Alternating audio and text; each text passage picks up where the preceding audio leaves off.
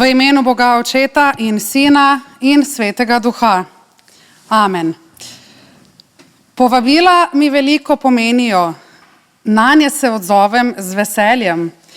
Nočem jih zavrniti, kajti povabila naredijo razliko. Običajno so začetek novih odnosov in novih priložnosti. Tudi Bog nas stalno vabi.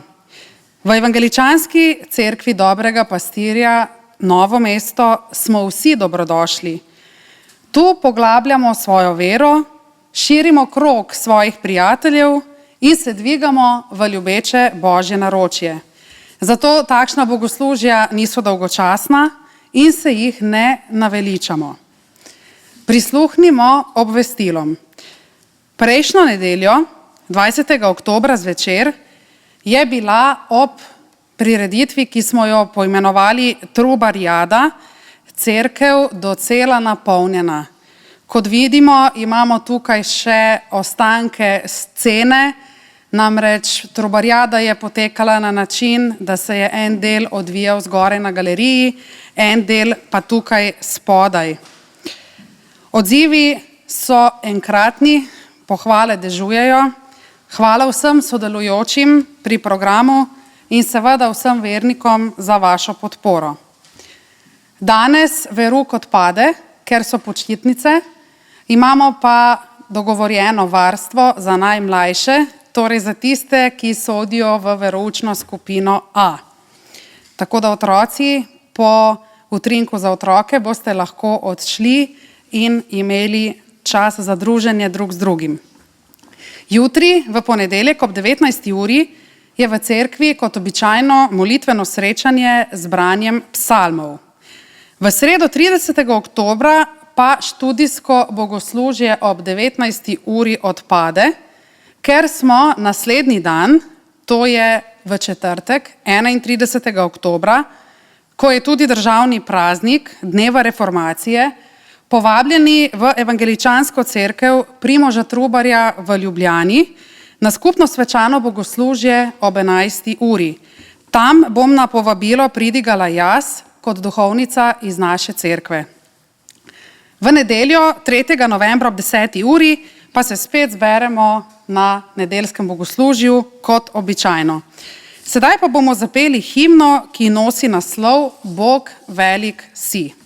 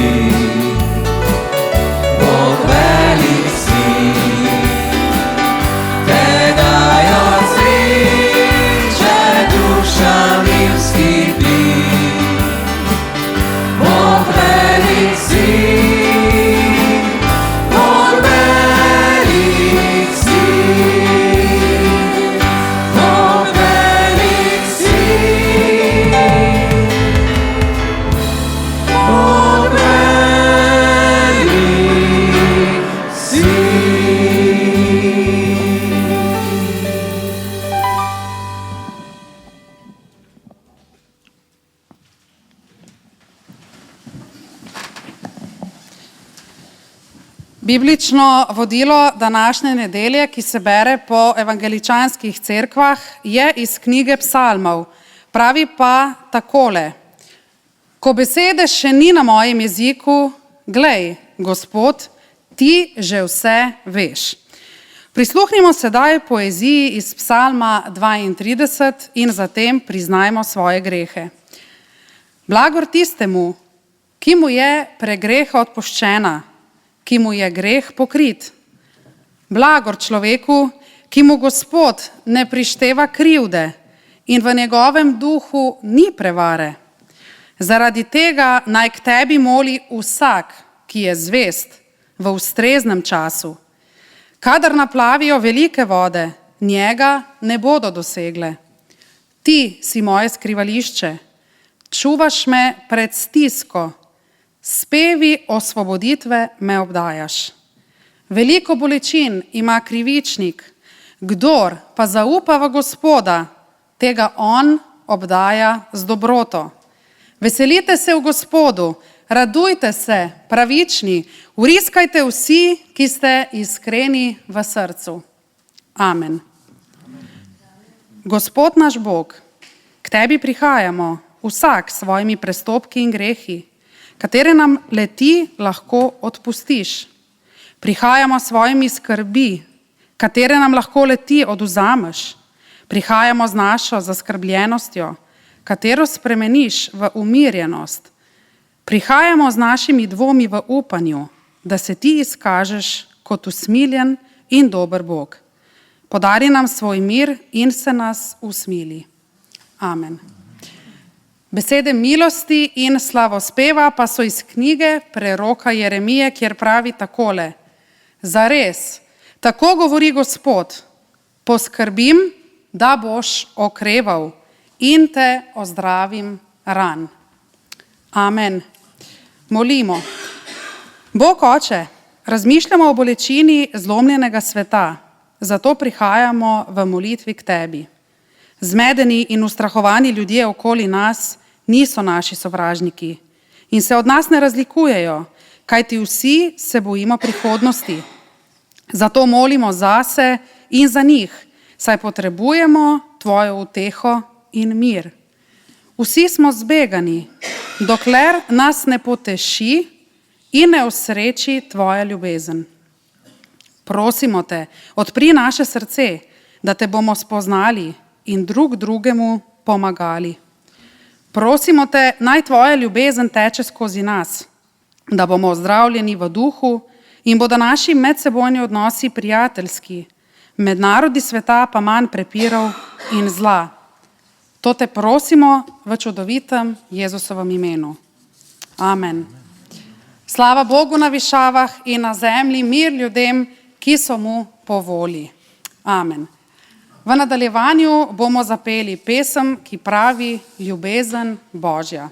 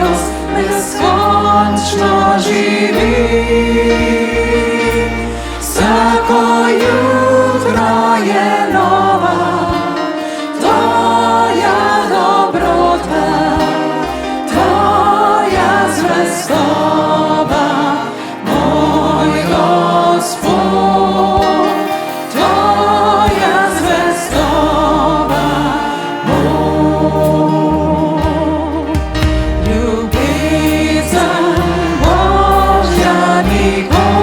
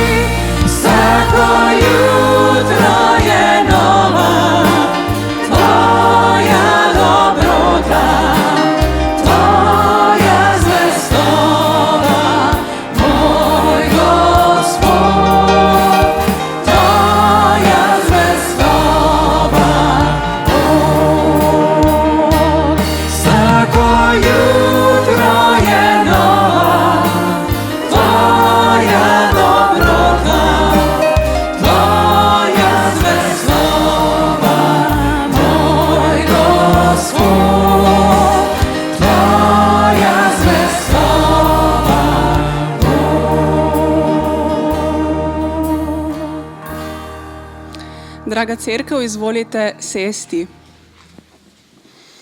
Kljub temu, da živimo v času sprememb, se nekatere stvari in nekdo nikoli ne spreminja. To je naš Bog Oče in odraz njega samega so tudi stvari, ki jih delamo ljudje v vsakdanjem življenju. Naj vam povem en primer. V preteklem tednu sem imela priložnost opazovati lončarja, ki je vodil delavnico za otroke v šoli. In izdelali so preprost izdelek iz gline, lonček z ročajem. In med delom so nekateri učenci ta izdelek poškodovali, ni jim je bil všeč in lončar jim je rekel: stisni glino skupaj v kroglo in začni od začetka. In ravno glina, torej simbolika gline in tudi Boga kot lončarja sta prisotna velikokrat v spisih Svetega pisma. Torej so stvari, ki jih še danes delamo enako, kot so pred več kot 2000 leti o njih govorili preroki takrat, o nekih postopkih in s tem ljudem razlagali, kakšen je Bog. Namreč v berilu knjige preroka Jeremije 18:1-6, ki je bilo napisano nekje 500 pred Kristusom in je bilo namenjeno izraelski hiši, pa je lahko tudi dobro za nas danes in aktualno, piše takole o lončarju in o glini. Beseda, ki se je zgodila Jeremiju od Gospoda, rekoč: vstani, pojdi v lončarjevo hišo, tam ti bom naznanil svoje besede. Šel sem torej v lončarjevo hišo in glej, lončar je ravno delal pri lončarskem kolovratu. Kadar se mu je posoda, ki jo je oblikoval iz gline, v roki pokvarila, je iz nje naredil drugo, kakor se je lončarju zdelo prav. Tedaj se mi je zgodila Gospodova beseda rekoč: mar ne morem, Izraelova hiša, storiti z vami, kakor ta lončar, govori Gospod. Glejte, kakor je glina v lončarjevi roki, tako ste vi v moji roki, Izraelova hiša. In kot smo že slišali v uvodu, prav tako iz Jeremije, je Gospod Bog lončar, ki nas obnavlja in ozdravlja. Takšna simbolna govorica je bila morda človeku v preteklosti bližja, kot je nam danes. Danes smo skoraj užaljeni, če bi nam nekdo rekel, da smo glinena posoda, da smo krhki, minljivi in zlomljivi. In zelo radi imamo stvari v svojih rokah in jih težko dajemo v roke našega lončarja. Smo tudi zelo potrošniško naravnani in tisto, kar se nam uniči, hitro zamenjamo. Velikokrat imamo tudi napačno podobo o sebi, v svojem telesu. Teles ne sprejmemo, jih spreminjamo, zlorabljamo, se od njih oddaljimo in se izgubimo. A Božji odnos Boga lončarja do življenja in do vsakega človeka je drugačen, kakršen je velikokrat naš odnos do nas samih. Bog Oče je lončar, ki nikoli ne obupa nad nami in prihajamo kot cerkev pred takšnega očeta. On je vzljubil vsakega od nas tako, da mu ni težko si umazati rok, da rečem v prenesenem pomenu, z glino naših življenj, z vsem, kar nosimo seboj, kar je zlomljeno, kar je uničeno, česar se morda sramujemo ali na čemer smo obupali že mi sami. Tako zelo nas ljubi, da je celo sam prevzel podobo glinene posode, ko se je učlovečil. In k takšnemu očetu prihajamo in zato nas vabim, da v pesmi, ki je pred nami, prosimo za obnovo v srcu, za tisto obnovo, ki jo potrebujemo, da bomo prenovljena posoda, ki bo zadrževala ljubezen za bližnje in bo gradila svet takšen, kot ga je Bog Oče zamislil. Vabim tiste, ki želite, da vstanemo in zapojemo pesem Čisto zdaj srce, Bog ustvari mi.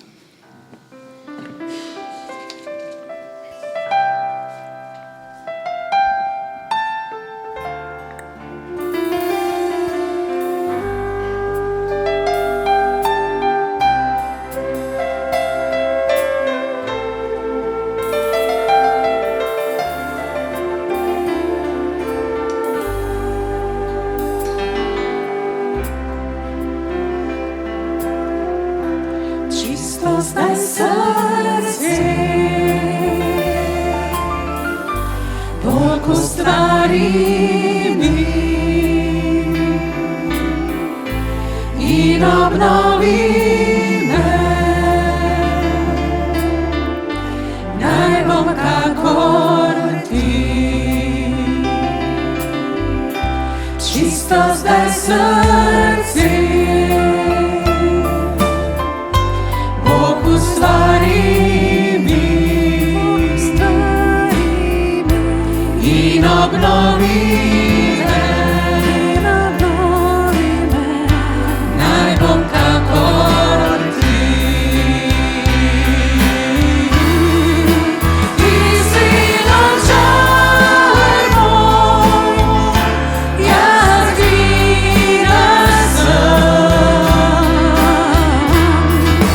Moja molitev je, Bog obnovi me. Ti si lončar moj, jaz glina sem. Moja molitev je, Bog obnovi me. Čisto zdaj srce, Bog ustvari mi in obnovi me. Naj bom kakor ti. Čisto zdaj srce, Bog ustvari mi in obnovi me. Naj bom kakor ti. Ti si lončar moj, jaz glina sem. Moja molitev je, Bog obnovi me. Ti si lončar moj, jaz glina sem. Moja molitev je, Bog obnovi me. Čisto zdaj srce, Bog ustvari mi in obnovi me. Naj bom kakor ti.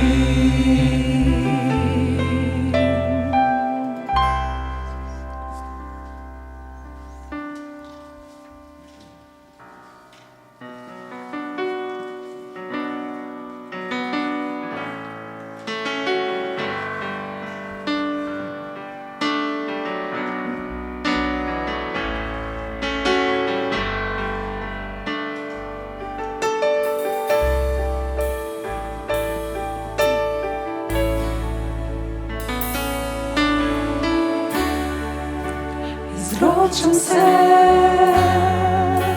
tvoje roke le zaupam ti, saj moj Bog si. S teboj rad grem, saj dobro jaz vem, da ti si vse na svetu tem.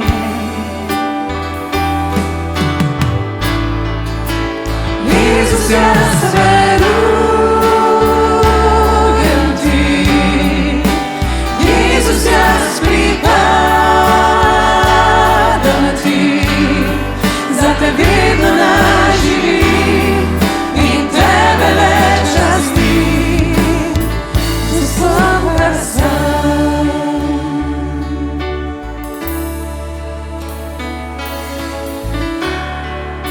Mi kaži pot, prosim te, Gospod, vse posod, s teboj grem to. Obljubil si, da vedno boš ti ostal z menoj in v večnosti. Jezus, jaz verujem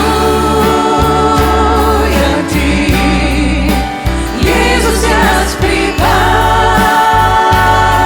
ti, za te vedno naj živim in tebe le častim. Jezus, jaz verujem ti, Jezus, jaz pripadam ti, za te vedno naj živim in tebe le častim z vsem, kar sem.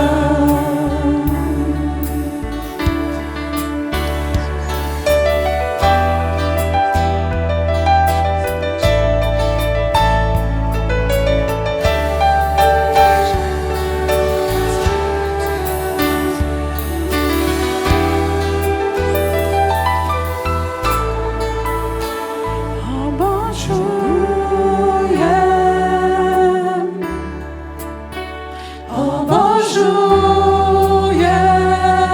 te, obožujem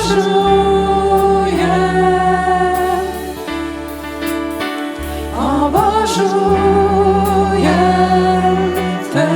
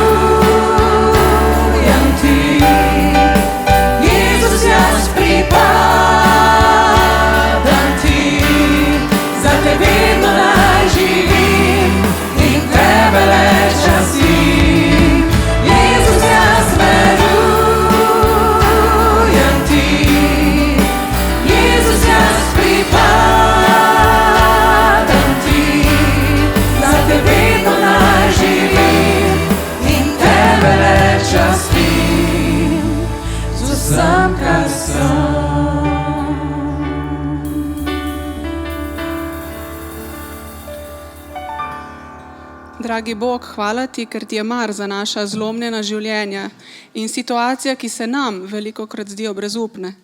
Tebi se izročamo in v tvoje roke hitimo, saj verujemo, da smo pri tebi na varnem. Naj tudi tvoja beseda, ki jo bomo poslušali, ozdravi in zaceli tisto, kar je v nas potrebno zdravljenja. V Jezusovem imenu, amen. Tako, sedaj pa sledi utrinek za otroke. Vsi otroci, ki ste danes tukaj, kar pogumno, pridite naprej, ker vam moram nekaj pokazati.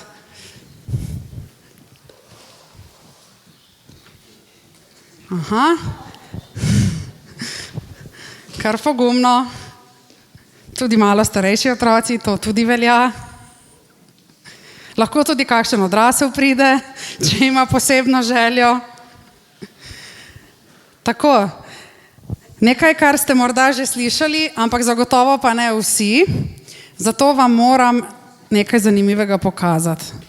Pa boste povedali, če veste, kaj je to. Kaj je to? Lizika. Božična lizika, ja.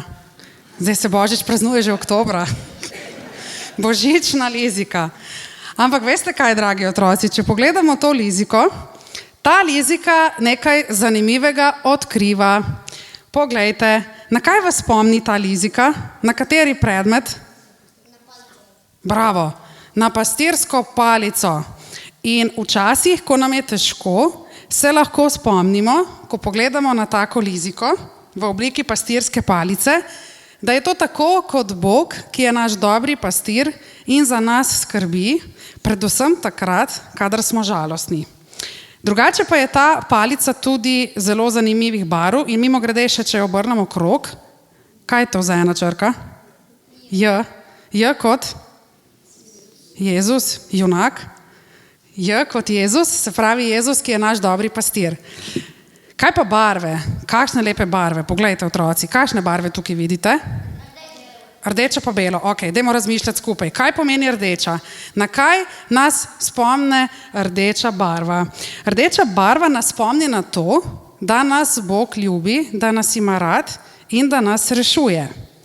Kaj pa bela barva? Ta je malo težja. Ampak bela barva nas spomni na to, da smo opravičeni, da je Bog z nami usmiljen in da smo beli oziroma čisti kakor sneg. Sigurno imate vsi radi sneg, kaj ne? Ko boste naslednjič videli sneg in belo barvo, se spomnite na to, da smo pri Bogu čisti kot sneg. Potem pa je še ena zanimivost te lizike. A je kdo od vas kdaj poskusil to liziko? Kakšnega okusa je? Sladka, pa? Po eni strani je sladka, ne vem, če ste to vedeli. Dobra, ja. Pa po drugi strani je zelo osvežujoča. Tak okus ima. In pravzaprav to je tako, kot če bi razumeli, da nam vera v Boga daje upanje in veselje, ker je to nekaj sladkega in ker je to nekaj osvežujočega. A boste rekli staršem, da vam kupijo tele lizike? Zdaj boste vedeli, na kaj vas to spomni. Sedaj pa greste lahko vsi tisti, ki ste najmlajši v varstvo oziroma na druženje, mi ostali pa bomo nadaljevali z našim programom. Tole vam pa dam, pa si lahko razdelite med sabo. Kdo bo vzel? Bravo. Za nas nimaš? Samo za otroke. Mi bomo pa nadaljevali z prepevanjem in bomo pobrali še prostovoljno nabirko s pesmijo Svetniki vsi gredo v nebo.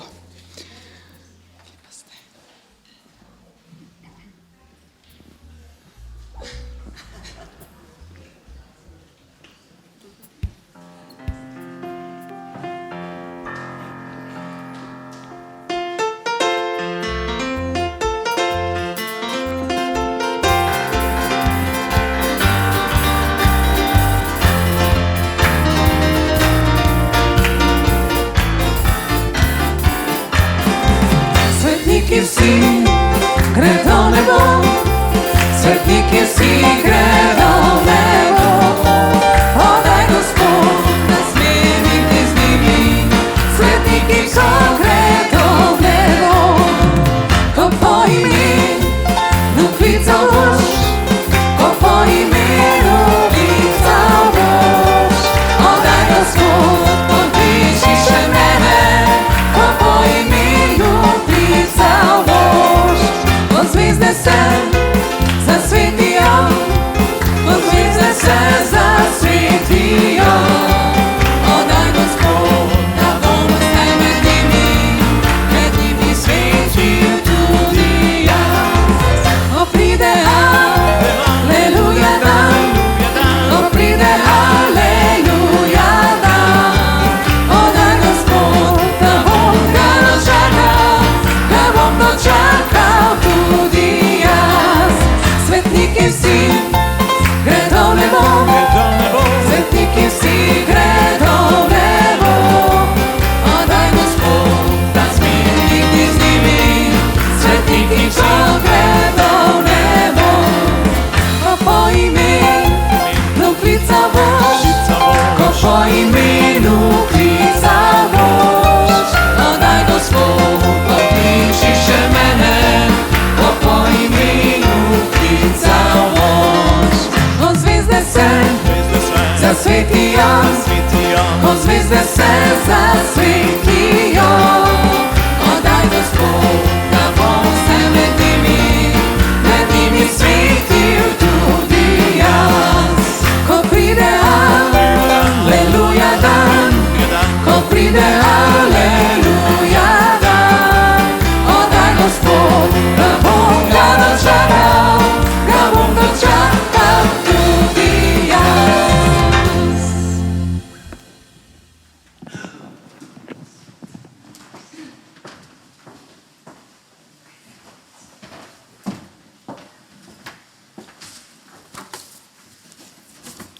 Drage sestre in dragi bratje po veri v Jezusa Kristusa, za nami je krvavo 20. stoletje vojn in terorja. Vstopili smo v 3. tisočletje z upanjem, z optimizmom, vendar v resnici živimo v času zarot, zmede, nevarnosti, kroničnega obupa, straši nas okoljska kriza, svet gori, planet, zemlja ima vročino.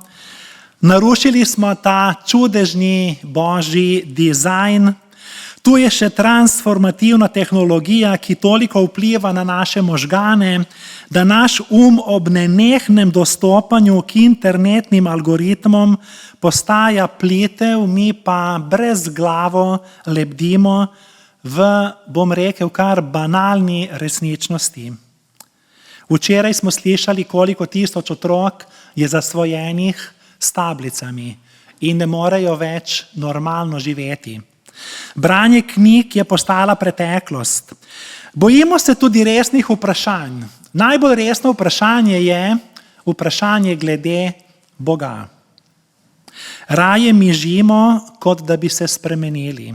Raje druge krivimo, namesto da bi začeli pri sebi.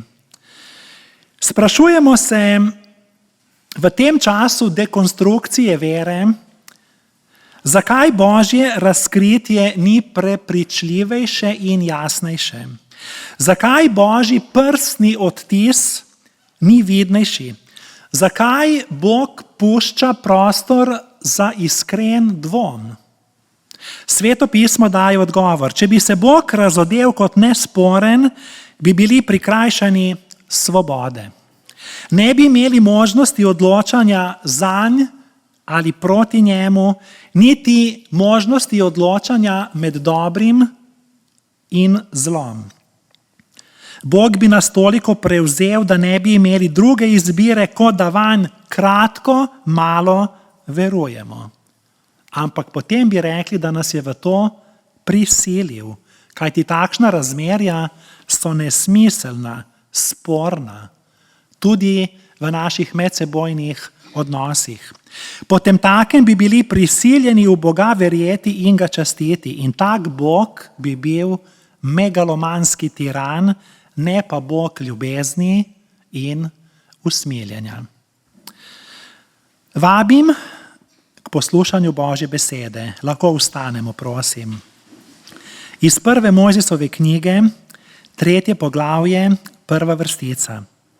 Kača pa je bila bolj prekanjena, kakor vse živali na polju, ki jih je naredil Gospod Bog. Rekla je ženi: ali je Bog res rekel, da ne smeta jesti z nobenega drevesa v vrtu? Naglašam, ali je Bog res rekel? Oče, posveti nas v resnici. Tvoja beseda je resnica. Amen.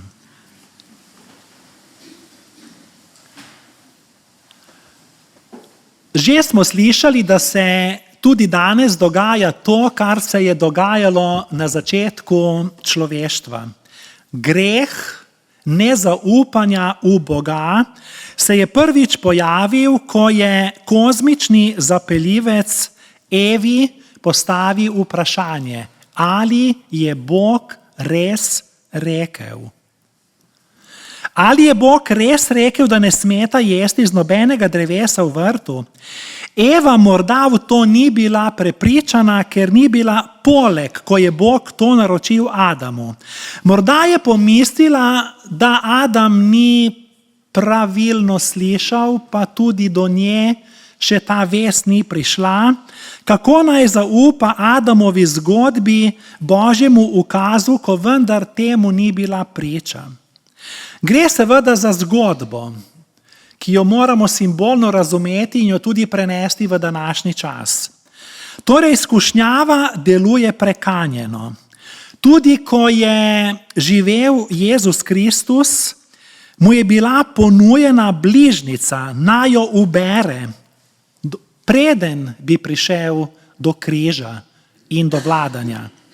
Tudi njemu je bilo citirano Sveto pismo, ravno dovolj izven konteksta, da bi odrešenika pretental, da ne bi umrl na križu za grehe človeštva ali pa, če hočete še več, za grehe vesoljstva.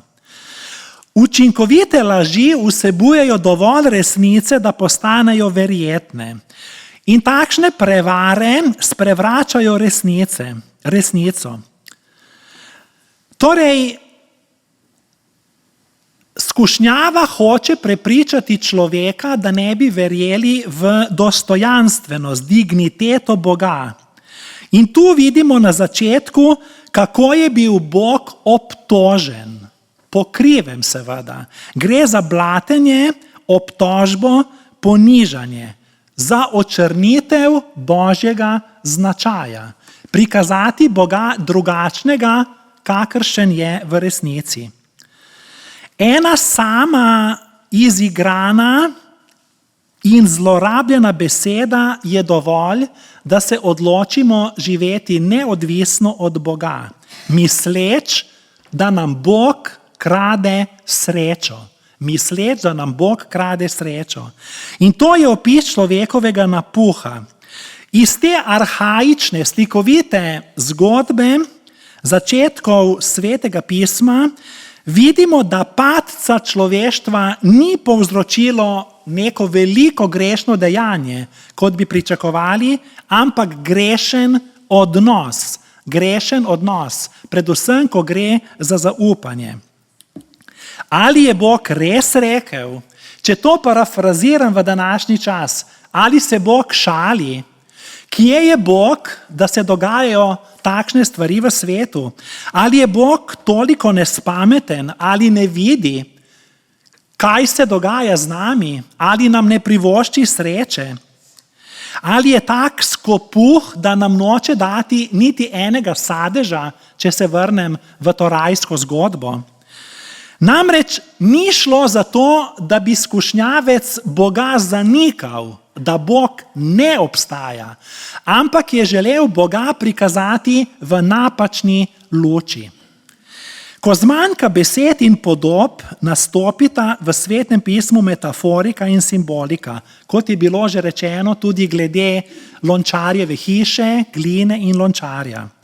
Tako iz arhetipskega rajskega vrta, ki je primerljiv poetičnim mitologijam tistega časa, slišimo odmev te starodavne zgodbe tudi danes v 3. tisočletju.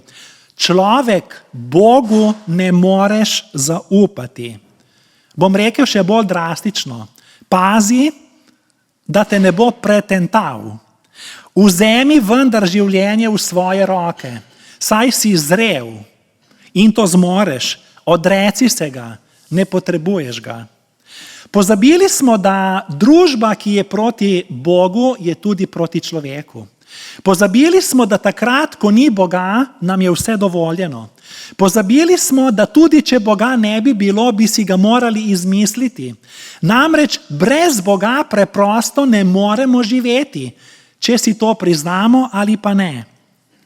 Vendar skušnjava vedno pravi, ne dovoli, da ti nekdo krati svobodo in s tabo manipulira. In tu je šla potem ambiciozna rešitev naprej in čudovit predlog, ki zveni zelo mikavno. Nikakor ne bosta umrla, če bosta zanikala to, ampak celo postala bosta kakor Bog. Gre za neko vrsto atentata na Boga. In koliko takšnih dogodkov spremljamo v družbi današnjega časa. Namreč ponovi se to, kar je prerok Izaija zapisal. Povzpel se bom v nebo, nad Božje zvezde bom povzdignil svoj prestol. Na gori zborovanja bom sedel, na skrajnem severu. Povzpel se bom na višino oblakov, meril se bom z najvišjim. Meril se bom z najvišjim. Torej gre za tekmo, kdo bo koga. Kdo je najmočnejši, kdo je najvišji in kdo bo na koncu zmagal.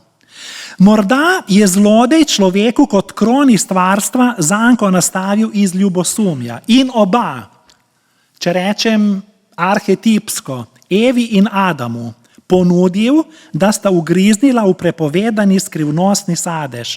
Verjela sta, da se Bogu ne splača zaupati. Dostikrat se tudi sam soočam z dvomi, celo z iskrenimi dvomi. In se sprašujem, Bog, kje si, ko te potrebujem? Bog, ali ti lahko še naprej zaupam? Bog, ali slišiš in odgovarjaš na moje molitve? Toda, če ne zaupamo Bogu, sprašujem se, komu sploh lahko še zaupamo. Nič ni bilo narobe s tem simbolnim sadežem, kajti človeško raso je uničilo to, da se je hotel človek postaviti na mesto Boga.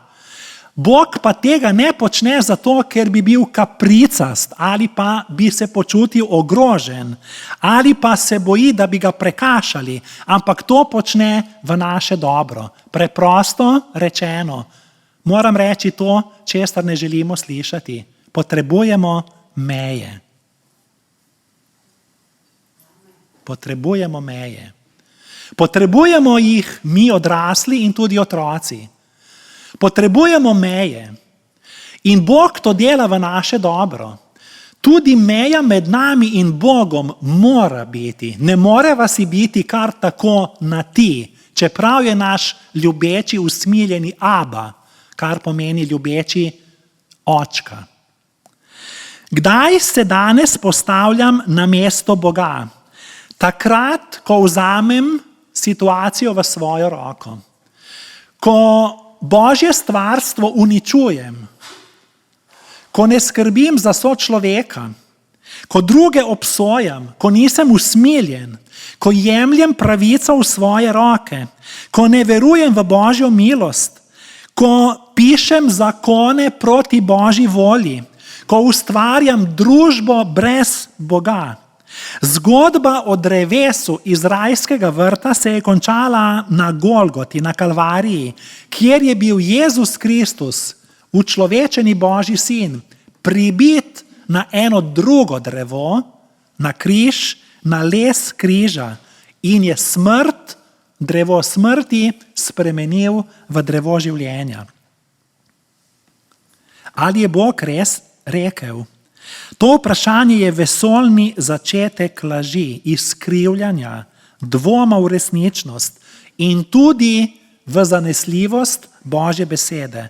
Ali je Bog res rekel, ali se Bog šali, ali ni prestrog, ali ni dlakocepski, ali se boji, da bo človek postal Bog?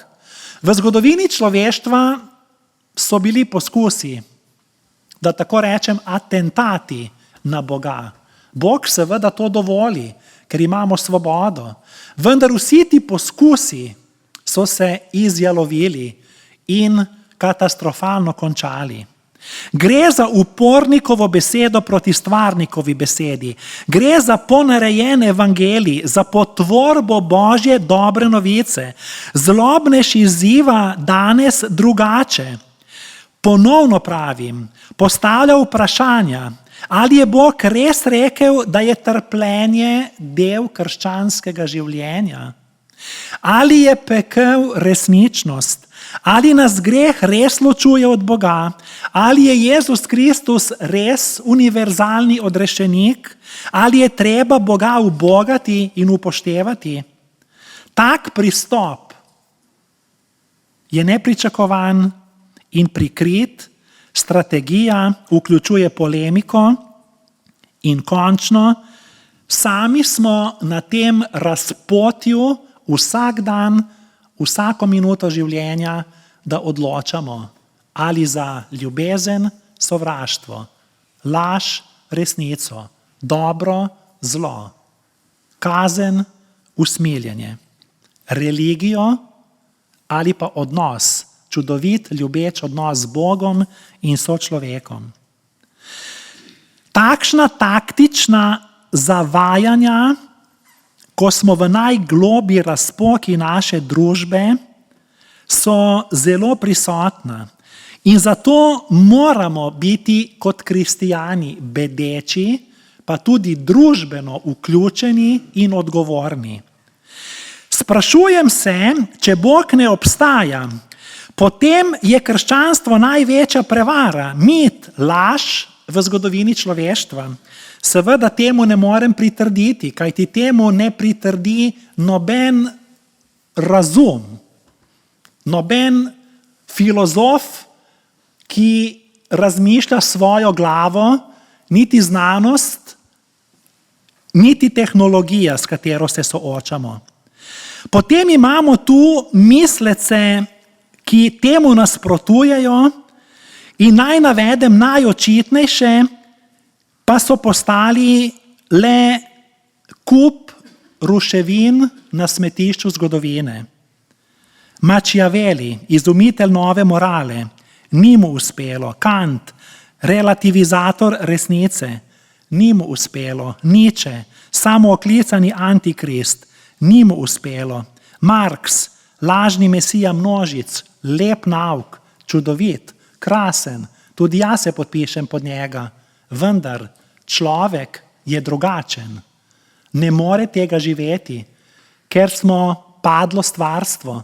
Potrebujemo odrešenika. Sartre, apostol absurda. In tako naprej. Pa gremo naprej, bo nekdo rekel, pa saj sem dober človek, saj ne potrebujem Boga. Ali je Bog res rekel? Imam moralo, imam etiko, ne more mi nihče ničesar očitati. Lahko moralo oziroma etiko nadomestim z vero. Pa poglejmo, če primerjamo Jezusovo pridigo na gori Blagrov, pa Budove besede, pa sveto knjigo taoizma, pa Konfucijeve izreke, pa hindujsko sveto pismo, pa Platonove dialoge, pa Mohamedove nauke, pa celo 10 božjih zapovedi in Salomonove pregovore, ugotovimo na hitro globoko soglasje, enotnost. Vendar to je etika, to je bonton, to je lepo obnašanje, to je morala, ne pa vera. Povejte ateistu, da je etika enaka veri, upravičeno bo užaljen, saj bi ga s tem označili za religioznega, vernega, on pa to ne želi biti. Etika ni dovolj. Človek mora postati več kot to. Zato smo, dragi bratje in drage sestre, prišli na bogoslužje v cerkev. Človek lahko postane dober, lahko postane boljši. Lahko je dober, lahko je boljši, postati pa moramo nov človek, nova stvaritev v Jezusu Kristusu. Niso dovolj krepostne vrline in plemenit značaj, potrebujemo novo naravo, novo srce, kot temu spet slikovito pravi Sveto pismo. Kajti etika, morala imata svoje meje. Končno tudi Adolf Hitler je imel svojo etiko, tudi Josif Stalin je imel svojo etiko, vendar takšna etika vidimo, kam vodi. Ali je Bog res rekel? Kolikokrat me ljudje, pa tudi študentje sprašujejo glede tega, ali lahko temu zaupam, zakaj hoditi v cerkev, zakaj brati Sveto pismo, zakaj biti kristijan, zakaj verovati, ali je Bog res rekel.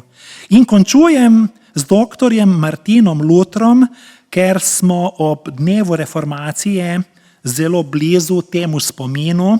On je učil, da Sveto pismo beremo naprej, ne pa nazaj. In zato je zapisal, zaključek Svetega pisma pravi to iz knjige Razodetja. Zatem se mi je prikazala velika množica, ki je nihče ne bi mogel prešteti, iz vseh narodov, rodov, ljudstev in jezikov. Stali so pred prestolom in pred jagnjetom, ogrnjeni v bela oblačila, v rokah pa so držali palmove veje in vpili so z močnim glasom: odrešenje je v našem Bogu, odrešenje je v našem Bogu, ki sedi na prestolu in v jagnjetu, torej Jezusu Kristusu. Odmev zadnje knjige Svetega pisma je: odrešenje je v Bogu. Reševati probleme Brez Boga je gola domišljavost. Pobudnik našega odrešenja je Bog. Lastniki odrešenja nismo mi, ampak Bog. Odrešenja ne nadzorujemo ljudje, ampak je to Božja milost. Božjega odrešenja ne moremo ogroziti, uničiti, prodati, niti ponujati pod našimi pogoji. Odrešenje pripada suverenemu Bogu. Sicer bi veljalo načelo, kot pravimo, simpatije pa protekcije, kot v tem svetu. Vendar Bog rešuje na svoj način.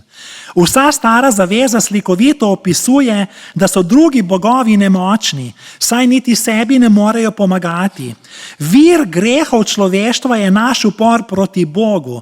Ker smo nemočni, je sam Bog se spopadel z našim grehom in z našim problemom. Zato je krščanstvo edinstveno. Ne potrebujemo samo lepotnih, kozmetičnih popravkov, ampak potrebujemo rešitev problema. Problem pa je greh. Seveda, človek 3. tisočletja tega noče in ne želi slišati. Današnja pluralna, globalna družba nam očita, da smo drzni, ošabni, nestrpni, ker govorimo o tem in je to za njih nedopustno. Priznam, da se Bog razkriva tudi v ostalih religijah in da imajo tudi ostale religije lepe, svete spise, modre nasvete, dobra učenja, zdrava načela, nimajo pa nečesa. Česa? Lepote evangelija, milosti, Božje ljubezni. Ne poznajo tega, da je neustvarjeni Bog, ki presega stvarstvo, prišel k nam, se učlovečil in umrl za naše grehe in 3. dan vstal od mrtvih. Naša naloga je, da se odzovemo na ta klic, na to ljubeče Božje povabilo. Takšna vera ne temelji zgolj na neki ideji, čustvih, nekih trenutnih izkušnjah, ampak na zgodovinski resničnosti Boga, ki konkretno deluje tu in zdaj. Sveto pismo pravi, kdor veruje, bo rešen. Draga Božja cerkev, dragi prisotni, na tem nedeljskem bogoslužju smo se zbrali z dobrim namenom. Zato, ker vemo in oznanjamo, da je rešitev samo v Bogu in v jagnjetu, ki je edino zaslužno in vredno vse hvale, časti, slave na vekov veke. Naše oznanilo mora biti Kristus, ne pa krščanstvo kot samo. Kajti krščanstvo brez Kristusa lahko postane še ena religija več. Ko smo soočeni in izzvani skušnjavo, ali je Bog res rekel, ne pozabimo, da je dokončno odrešenje in popolno odrešenje, čemur ni treba več ničesar dodajati, samo v Bogu. Božji mir, ki presega vsak naj varuje naša srca in naše misli v Kristusu Jezusu. Amen. Bomo vstali in si podali roko ob zaključni pesmi, ki pravi: Oče naš, naš Oče, ki si v nebesih. To je molitev cerkve, to je molitev vseh narodov, vseh generacij, vseh časov. Med prepevanjem in molitvijo te čudovite molitve se lahko zgodijo lepe stvari. Stvari, ki jih ta svet ne more ponuditi.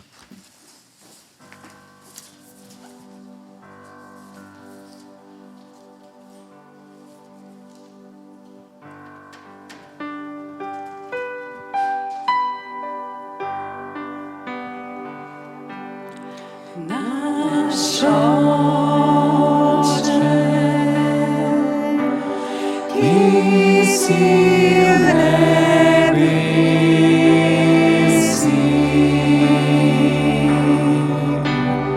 posvečeno bodi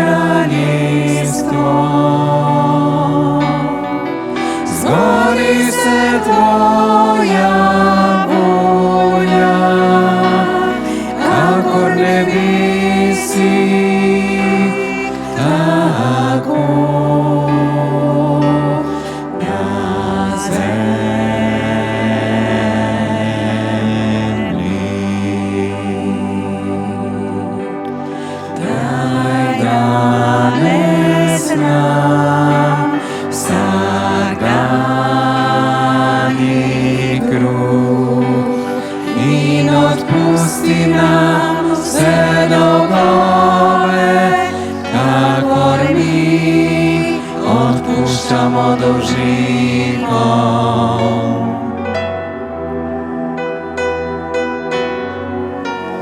In ne vpelji nas v skušnjavo, temveč reši nas hudega, ker Tvoje je kraljestvo, moč in slava, o naš Oče, za vekomaj.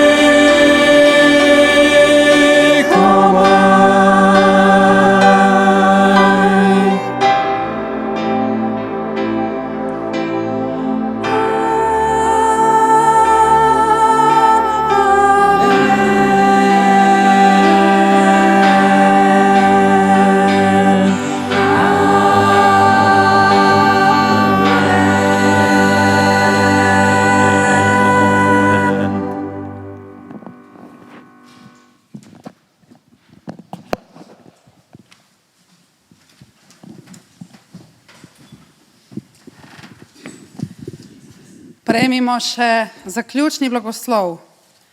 Gospod naj te blagoslovi in te varuje. Gospod naj da sijati svoje obličje nad tabo in naj ti bo milostljiv. Gospod naj dvigne svoje obličje nad te in ti podeli mir. Amen.